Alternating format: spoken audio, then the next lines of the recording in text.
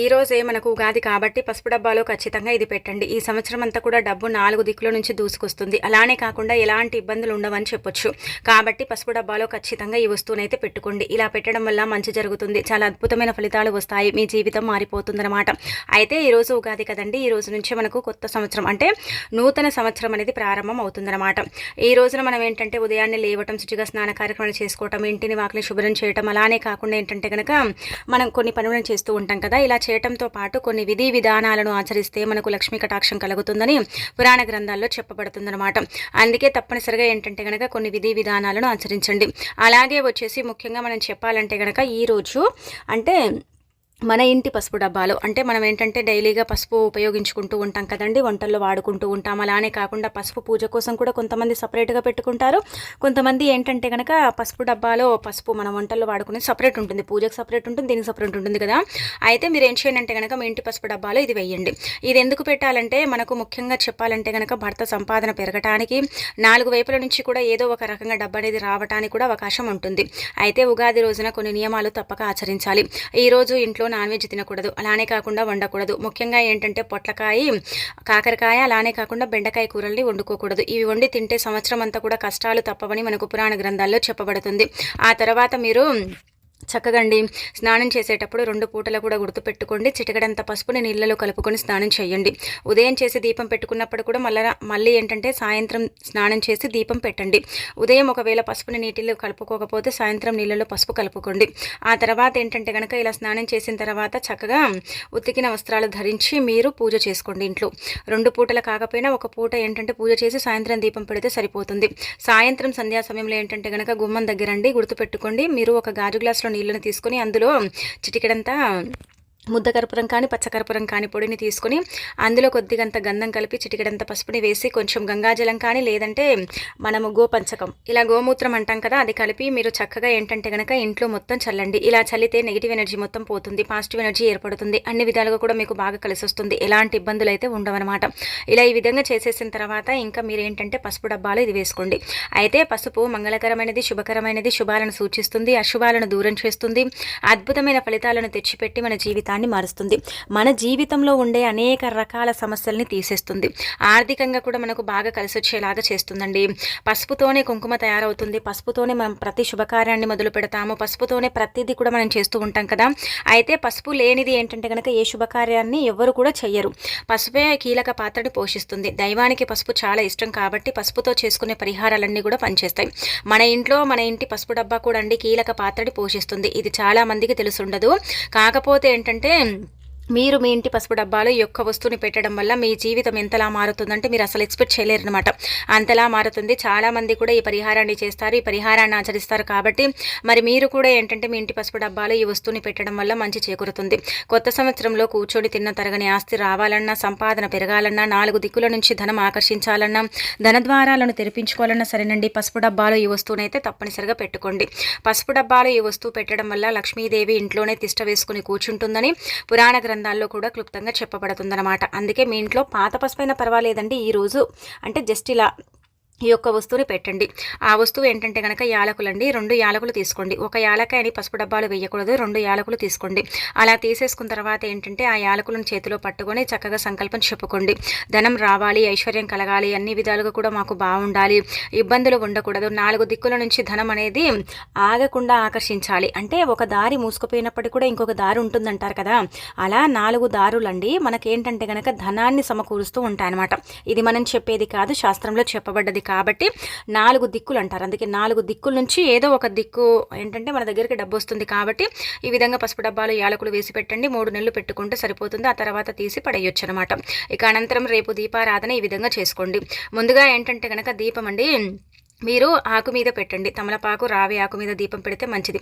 అయితే దీపం వెలిగించిన తర్వాత ఉగాది రోజున కష్టాలు అధికంగా ఉన్నాయి. సంవత్సరం పొడుగునా కష్టాలు అనుభవిస్తున్నాం. కష్టాలతో ఏంటంటే కనుక ఇబ్బంది పడిపోతున్నాము. భరించలేని కష్టాలను మేము అనుభవిస్తున్నామండి, ఏం చేయాలో అర్థం కావట్లేదు అనుకుంటారు కదా. అలాంటి వాళ్ళు ఏంటంటే ఒక లవంగం తీసుకోండి. అంటే లవంగాలు ఏంటంటే కనుక కష్టాన్ని దూరం చేసే అంత శక్తి ఉంటుందండి. లవంగాలకు అతీత శక్తి ఉంటుంది. కాబట్టి లవంగాలతో చేసుకునే పరిహారాలన్నీ కూడా మనకు తప్పకుండా సిద్ధిస్తాయన్నమాట. పురాణ గ్రంథాల్లో కూడా చెప్పబడుతుంది. అందుకే మీ ఇంట్లో ఉదయం కానీ సాయంత్రం కానీ ఎప్పుడైనా చేయొచ్చు. ఈ సమయంలోనే చేయమని రూల్ ఏమీ లేదు. ఉదయం సాయంత్రమే కదా మనం దీపం పెట్టుకుంటాం. దీపం పెట్టేటప్పుడు ఏంటంటే ఆకు మీద పెట్టండి, నేల మీద పెట్టకూడదు. ఆవునేతితో పెడితే చాలా మంచిది. కుదరకపోతే నార్మల్గా డైలీ ఎలాగైతే దీపం పెడతామో అలా దీపం పెట్టండి. అలా దీపం పెట్టిన తర్వాత ఒక లవంగం తీసుకోండి. లవంగానికి ఖచ్చితంగా పువ్వు ఉండాలి. ఒకవేళ పువ్వు లేదనుకోండి అది పరిహారానికి పనిచేయదు. లవంగం ఏంటంటే వెలుగుతున్న దీపంలో వేసేసి చక్కగా సంకల్పం చెప్పుకోండి. కష్టాలు పోవాలి, అంతా మంచి జరగాలని చెప్పుకొని దీపం కొండెక్కిన తర్వాత లవంగాన్ని ఏదైనా చెట్టు మొదట్లో వెయ్యండి. ఇంకొకటి ఏంటంటే ఈ రోజు ఉగాది కదా, ఉగాది రోజు యాజ్ ఇట్ ఈస్గా కష్టాలు లేవు కానీ ధన సమస్యలు ఉన్నాయని బాధపడతారు కదా, అలాంటి వాళ్ళు ఏంటంటే ఈ లవంగం ప్లేస్లో రూపాయి బిల్లుని తీసుకోండి. ఒక రూపాయి ఏంటంటే మానవుడి యొక్క జీవితాన్ని మార్చేసి మానవుడికి అన్ని విధాలుగా కూడా ధనాన్ని సమకూరుస్తుందన్నమాట. డబ్బు లేక నరకం చూస్తూ ఉంటాము. ధనం ఎంత సంపాదించినా కానీ రానే రాదు కదా, ఇబ్బంది పడిపోతూ ఉంటాం కదా. అయితే అలాంటి వాళ్ళు ఒక రూపాయి బిల్లుని తీసుకొని చేతిలో పట్టుకొని సంకల్పం చెప్పుకొని వెలుగుతున్న దీపంలో వేసి ధనం రావాలని చెప్పుకుంటే ఖచ్చితంగా డబ్బు ఏదో ఒక రూపంలో ఆ తల్లి మన దగ్గరికి అంటే చేరవేస్తుందని శాస్త్రం చెబుతుంది. దీపం కొండెక్కిన తర్వాత రూపాయి బిల్లును తీసి తుడిచి ఆ రూపాయి బిల్లును దానం చేస్తే సరిపోతుంది. ఇంకొకటి ఏంటంటే దైవానుగ్రహం ఉండదు. ఎన్ని పూజలు చేసినా కానీ దేవుడి యొక్క అనుగ్రహం కలగదని బాధపడతారు కదా, అలాంటి వాళ్ళు ఏంటంటే కనుక గుర్తుపెట్టుకోండి, దీపంలో ఒక యాలక్కాయని వెయ్యండి. మనం ముందే చెప్పాం కదా, యాలకులు ధనాన్ని ఆకర్షిస్తాయి, దైవానుగ్రహాన్ని కలిగిస్తాయి అనమాట. యాలకులు లక్ష్మీదేవికి అత్యంత ప్రీతికరమైనవన్నమాట. యాలకులతో చేసుకునే పరిహారాలన్నీ కూడా మనకు పనిచేస్తాయండి. యాలకులతో చేసుకునే పనులన్నీ కూడా మనకి ఏంటంటే సిద్ధిస్తాయని సిద్ధశాస్త్రంలో కూడా క్లుప్తంగా చెప్పబడుతుంది. మరి మీకు సిద్ధించాలన్నా, మంచి ఫలితాలు రావాలన్నా, మీ జీవితం మారాలన్నా, మీకంతా కూడా మంచి చేకూరి సంవత్సరం అంతా కూడా ఎలాంటి ఇబ్బంది ఉండకుండా ఉండాలన్నా సరేనండి, తప్పకుండా ఏంటంటే కనుక ఒక్క యాలక్కాయని వేయండి. ఇది చాలామంది చేస్తారు, చాలామందికి తెలిసి ఉండొచ్చు, కొంతమందికి తెలియదు కదా, వాళ్ళ కోసం అనమాట. అందుకే ఒక యాలక్కాయని ఏంటంటే దీపంలో వేసేసి ఇంకా వెలిగించండి.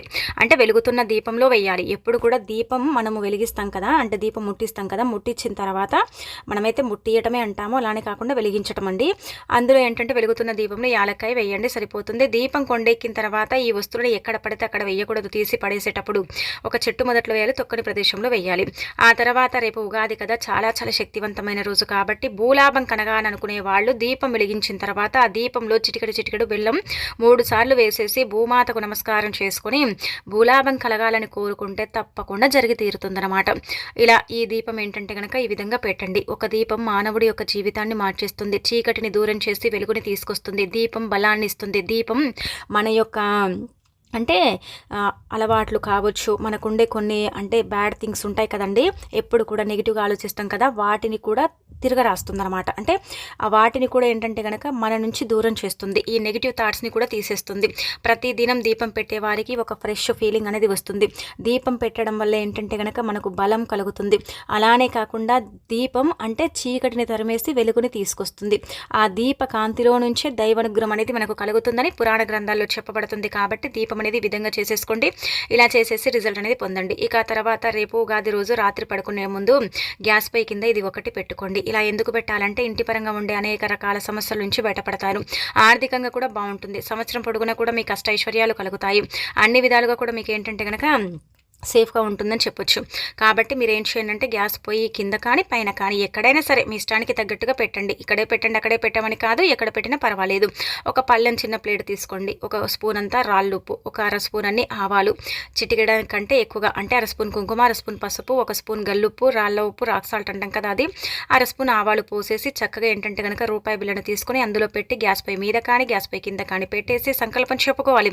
ఇంటి పరంగా బాగుండాలి, ఇబ్బందులు ఉండకూడదు, అన్ని విధాలుగా కూడా బాగా కలిసి రావాలి, సమస్యలని రాకుండా ఉండాలని సంకల్పం చెప్పుకొని రాత్రంతా పెట్టి తెల్లారిన తర్వాత మనము వంటగదిలోకి వెళ్తాం కదా వంట చేయడానికి. అక్కడికి వెళ్ళిన తర్వాత ఒక కవర్ తీసుకొని ఈ వస్తువులన్నీ కూడా అందులో వేసేసి ఆ రూపాయి బిళ్ళని దానం చేయొచ్చు. లేకపోతే ఆ కవర్తో సహా వేసేసి ఏదైనా ఒక చెట్టు మొదట్లో పడేసి రావచ్చు అనమాట. ఇలా చేసుకున్నా కానీ రిజల్ట్ అనేది వస్తుంది. ఇలా చేసుకున్నా కానీ మీరైతే రిజల్ట్ని పొందే అవకాశం ఉంటుంది. కాబట్టి ఖచ్చితంగా అండి మర్చిపోకుండా ఏంటంటే కనుక ఇలా ఈ పనిని చేయండి. మీకు మంచిగా ఫలితాలు రావాలన్నా, మీ జీవితం మారాలన్నా, సంవత్సరం అంతా కూడా బాగుండాలన్నా, ఎలాంటి ఇబ్బంది అనేది ఉండకుండా ఉండాలన్నా సరేనండి, తప్పనిసరిగా ఏంటంటే కనుక ఈ పని అయితే చేయండి. ఇలా చేసేసి ఫలితం అనేది పొందండి. మీ జీవితాన్ని మార్చుకోండి. మీ జీవితంలో ఉండే నష్టాలను, కష్టాలను దూరం చేసుకోండి. ఇక అలానే కాకుండా ఈ పరిహారం చేసినట్టు ఎవరికి చెప్పకండి, దూరంగా పడేయండి. అలా పడేస్తే మీ జీవితం అనేది 100% మారిపోవడానికి అవకాశం ఉంటుంది. ఇంట్లో లక్ష్మీదేవి ప్రవేశిస్తుంది, జ్యేష్ఠాదేవి ఇంటి నుంచి బయటికి వెళ్ళిపోతుంది అన్నమాట అండి.